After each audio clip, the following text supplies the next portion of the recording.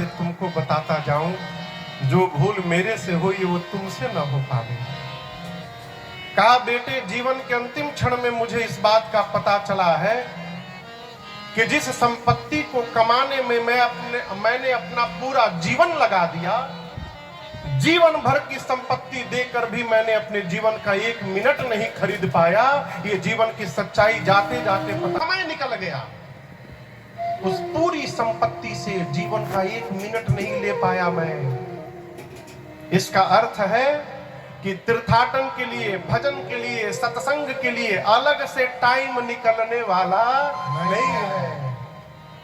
यात्रा भी व्यापार भी करते रहना, ये सब एक साथ करना पड़ेगा, अलग से समय मिलने वाला नहीं।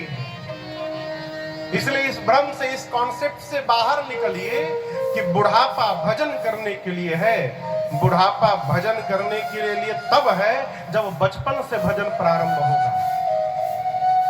हमारे पूज्य महाराज श्री कहते हैं, बेटा जो बचपन से नहीं प्रारंभ करेगा उसका 55 के बाद होने वाला नहीं है। बहुत कठिन है साहब। गोस्वामी जी कहते हैं, तुलसीदास 60 देहि भजू छाड़ी कपट जंजाल। जगत का जंजाल, कपट का त्याग करके भगवान का भजन करिए। कथा आगे बढ़ी। विश्वामित्र जी राम लक्ष्मण जी को लेकर गंगा जी के तट पहुंचे। गंगा स्नान हुआ है। गंगा स्नान करने के बाद भगवान हर्षि चले मुनि वृंद सहाया, बेगी विदेह नगर नियराया। हर्षि चले मुनि वृंद सहाया, बेगी विदेह नगर नियराया। पुररम्यता राम जब देखी, हर्षे अनुज समेत विशेखी। पुररम्यता राम जब देखी, हर्षे अनुज समेत विशेखी। बनई न बरनत नगर निकाई, जहाँ जाई मन तहाँ लोभाई। बनई न बरनत नगर निकाई, जहाँ जाई मन तहाँ लोभाई। पुर नर नारी सुभग सुचि संता, धर्मशील ज्ञानी गुणवंता। पुर नर नारी सुभग सुचि संता, धर्मशील ज्ञानी गुणवंता। गंगा जी के तट से प्रभु भैया लक्ष्मण विश्वामित्र जी के साथ आगे बढ़े और चलते चलते अति शीघ्र मिथिलापुरी, जनकपुरी में भगवान प्रवेश करते हैं। गोस्वामी जी मिथिलापुरी की प्रशंसा करते हुए वहां लोगों के बारे में कहते हैं कि मिथिला के नर नारी, पूर नर नारी क्या है? सुभग सुचि संता, धर्मशील ज्ञानी गुणवंता। सामान्य जीव में 6 विकार होते हैं, मिथिला के लोगों में 6 अच्छाइयां हैं। क्या है? सब के सब सुभग है। सुभग माने, सुभग माने, सुभग माने सुंदर, अच्छा भी ठीक है। सुभग माने सुंदर, सुचि माने पवित्र। कैसे पवित्र? जो उभय बाह्य दोनों, बाह्य भीतर दोनों प्रकार से पवित्र होता है उसको सुचिता संपन्न कहते हैं। कई लोग बाहर से तो बहुत सुंदर होते हैं, भीतर भगवान मालिक है। बाहर से बहुत सुंदर है और यहाँ कई टन कचरा भरा हुआ है दिमाग में, वो के काउंट नहीं है। सुचिता संपन्न कौन? जो भीतर बाहर से निर्मल है। मिथिला के लोग सुभग हैं, सुचि हैं, सबके सब संत हैं। संत कौन? जिसको देखने के बाद जगत याद ना आवे, जिसको देखने के बाद जगदीश की याद आ जाए, वो जीव संत है। जो हमको भगवान की याद दिला दे, वो जीव संत है। मिथिला के प्रत्येक नर नारी संत है, धर्मशील है, ज्ञानी है, गुणों के भंडार है। भगवान ने मिथिला का दर्शन किया। एक सुंदर देखी अनूप एक अमराई, सब सुपास सब भांति सुहाई। विश्वामित्र जी ने राम जी से कहा, राम जी इसी आम के बगीचे में रुका जाए। राम जी ने कहा, जो आज्ञा गुरुदेव। विश्वामित्र जी आम के बगीचे में रुक गए। सूचना मिली, किसको मिली? जनक जी महाराज को। क्या सूचना मिली? विश्वामित्र महामुनि आए, विश्वामित्र महामुनि आए, समाचार मिथिलापति पाए, समाचार मिथिलापति पाए। तुरंत पहुंचे, कीन्हा प्रणाम चरण धरि माथा, कीन्हा प्रणाम चरण धरि माथा, दीन्ह अशीस मुदित मुनि नाथा, दीन्ह अशीस मुदित मुनि नाथा, दीन्ह अशीस मुदित मुनि नाथा, दीन्ह अशीस मुदित मुनि नाथा।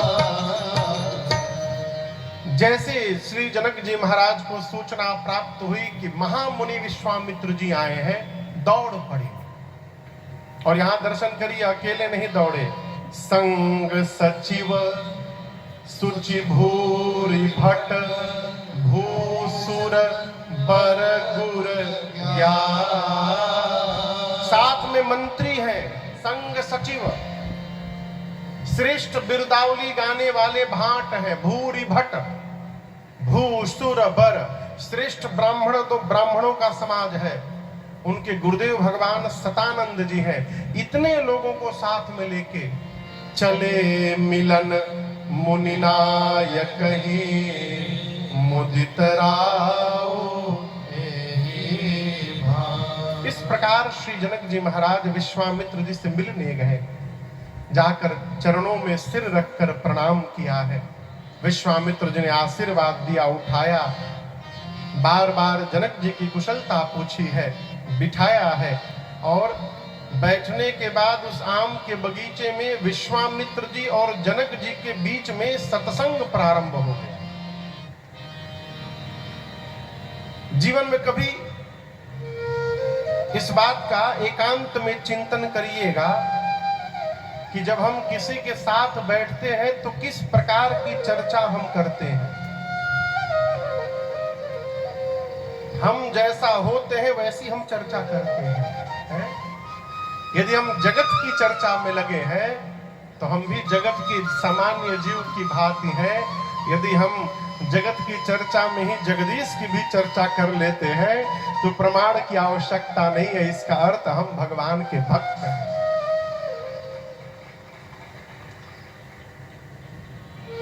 राम जी, लक्ष्मण जी जिस समय विश्वामित्र जी से मिलने जनक जी आए हैं उस समय वहां बाग में नहीं थे। कहां थे? गए रहे देखन फुलवाई।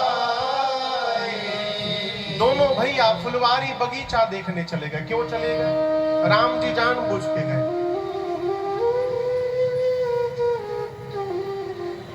क्यों गए? यहां एक बड़ी बड़ी सूक्ष्म बात आपसे निवेदन करूं, बड़े के सामने बड़ा ना बना जाए। अभी कल ही मैं विनय से कह रहा था, एक गुरुजी अपने चेले को तलवारबाजी सिखाए। तलवार जानते हैं ना? वो देश के सबसे बड़े तलवार चलाने वाले थे गुरुजी। उनसे बड़ा कोई तलवार नहीं चलाने वाला था। उनका एक बड़ा प्रिय शिष्य था। शिष्य को उन्होंने सिखाया, जितनी कला जानते थे सब कला सिखा दिए। किसको? किसको? शिष्य को। शिष्य भी सब कला सीखता रहा निष्ठा पूर्वक। जब देखा कि गुरुजी सब कला सिखा दिए हमको, तो सोचने लगा कि गुरुजी रहेंगे तो हमको पूजेगा कौन, हमको कौन मानेगा। हमको धरती का सबसे बड़ा तलवार चलाने वाला बनना है। ये तभी संभव है जब हम गुरुवे जी को हरा देंगे। अभी सबसे बड़े गुरुजी हैं, गुरुजी को हरा दूंगा तो सबसे बड़ा मैं बन जाऊंगा। जब देखा कि गुरुजी सब कला सिखा दिए तो उसने गुरुजी को ही ललकार दिया। अब चेला ललकार दिया तो गुरुजी कैसे मना करें? स्वीकार कर लिए। तिथि निर्धारित हुई कि अमुक तिथि को अमुक मैदान में गुरु चेला आपस में तलवार लेके भिड़ेंगे। गुरुजी सोचे चेलवा जवान है, हम 60-65 साल की उम्र हो गई है, यही जवान ही तो मार दी हमरा के, सब कला सीख गई बा हमारा। गुरु गुरु होता है साहब, है? तिथि निर्धारित हुई। गुरुजी ने म्यान जानते? म्यान किसको कहते हैं? जिसमें तलवार रखा जाता है। गुरुजी ने 15 फुट लंबा म्यान का ऑर्डर दिया। कितना? 15 फुट लंबा। ये बात चेले के पास पहुंच गई। चेला बोला, अच्छा गुरुजी 15 फुट लंबा तलवार लेके आ रहे हैं, बहुत चालू कि हम उनके पास पहुंचे नहीं है, दूर से ही हमको मार दें। चेले ने भी 15 फुट तलवार का ऑर्डर दे दिया।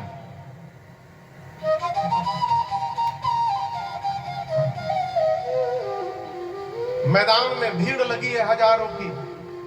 उधर से 4 आदमी गुरुजी का तलवार उठा के ले आ रहे हैं, इधर से 4 आदमी चेले का तलवार लेके आ रहे हैं। आमने सामने गुरु चेला खड़े भय। बिगुल बजा युद्ध का, द्वंद्व का। चेला लगा अपना तलवार खींचने। 15 फुट लंबा तलवार था, लेकिन आपको बताऊं गुरुजी का केवल म्यान था 15 फुट का। उसमें तलवार गुरुजी छुटके रखे थे।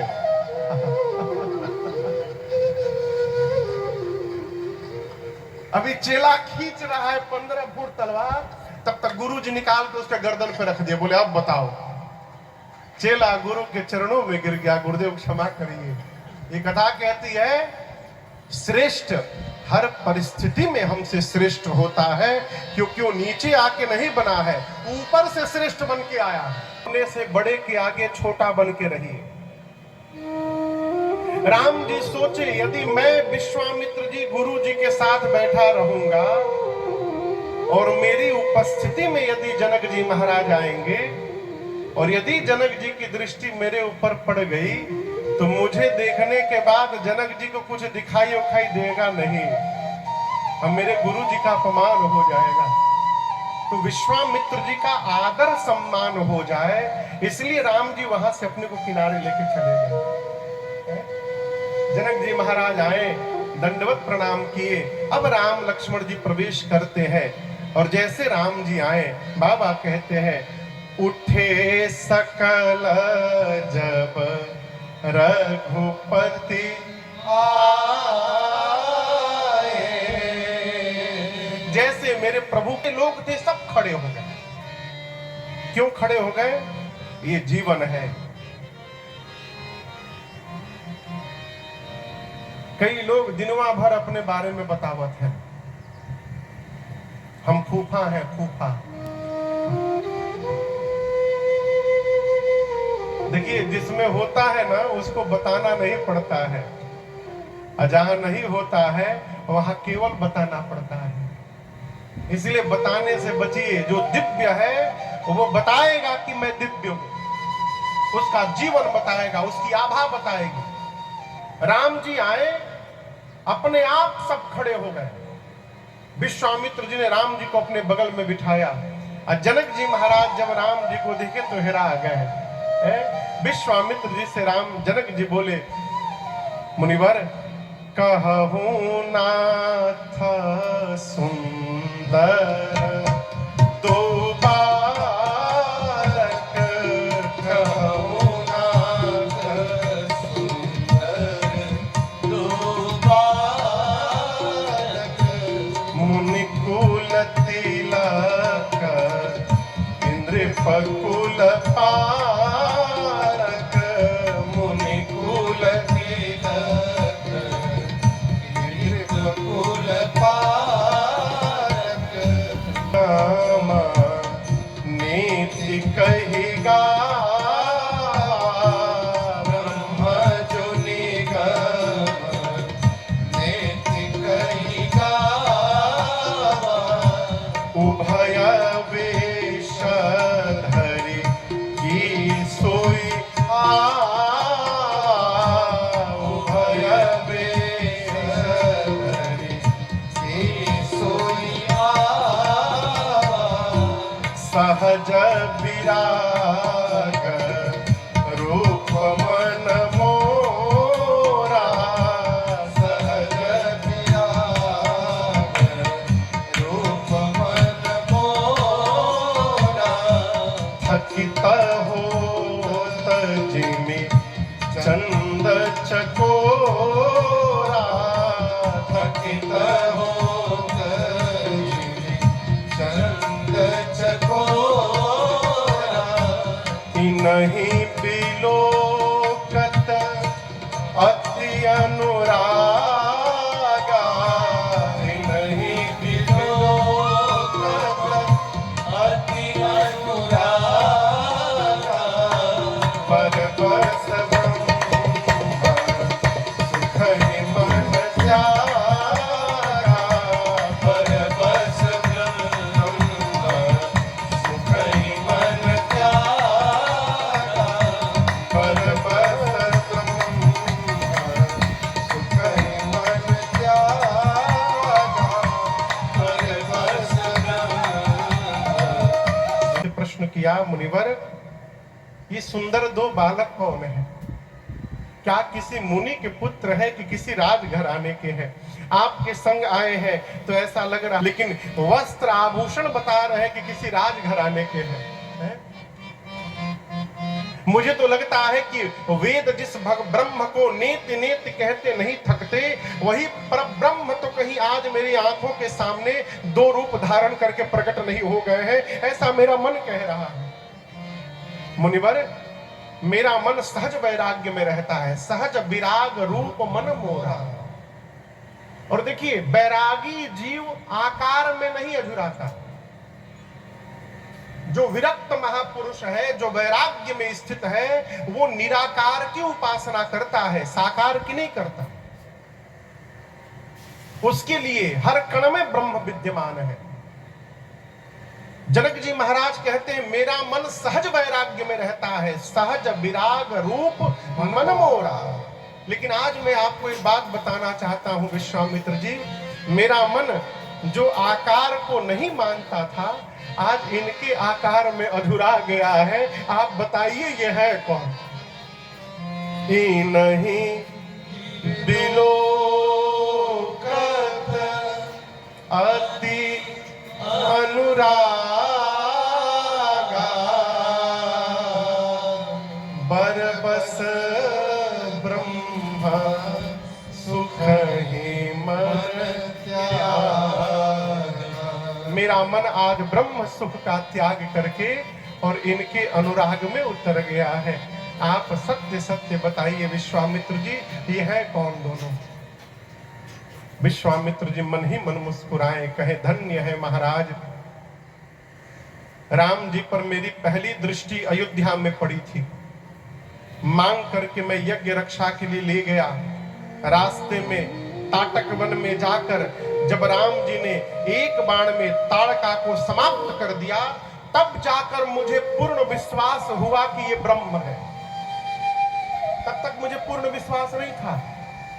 और आज आप पहली दृष्टि में पहचान गए कि ये ब्रह्म है। आप धन्य है महाराज। ये वाक्य बता रहा है कि आप कितने महान हैं।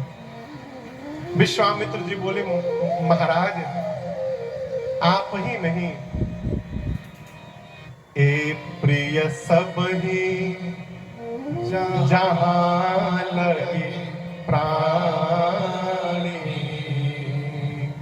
मन मुस्काही राम सुनी बाणी। विश्वामित्र जी बोले, आप क्या संसार में जितने प्राणी हैं सब प्रेम करते हैं, सब इनको प्रेम करते हैं। जैसे विश्वामित्र जी ने बात कही, राम जी विश्वामित्र जी को देखकर मुस्कुराए, मानो राम जी कहना चाहते हैं, गुरुदेव मेरा पोल न खोलिए, मैं गुप्त रूप में अवतार लिया हूं, इसलिए मेरे गुप्त स्वरूप को बचा के रखिए। विश्वामित्र जी समझ गए और लौकिक परिचय दिए, महाराज रघुकुल के मणि महाराज दशरथ के पुत्र हैं राम लक्ष्मण दोनों। मेरे यज्ञ की रक्षा के लिए महाराज ने दोनों भाइयों को विदा किया था।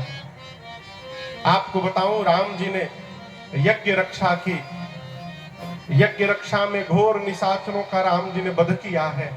और यहाँ पर मेरे साथ धनुष यज्ञ देखने के लिए दोनों भैया आए हैं।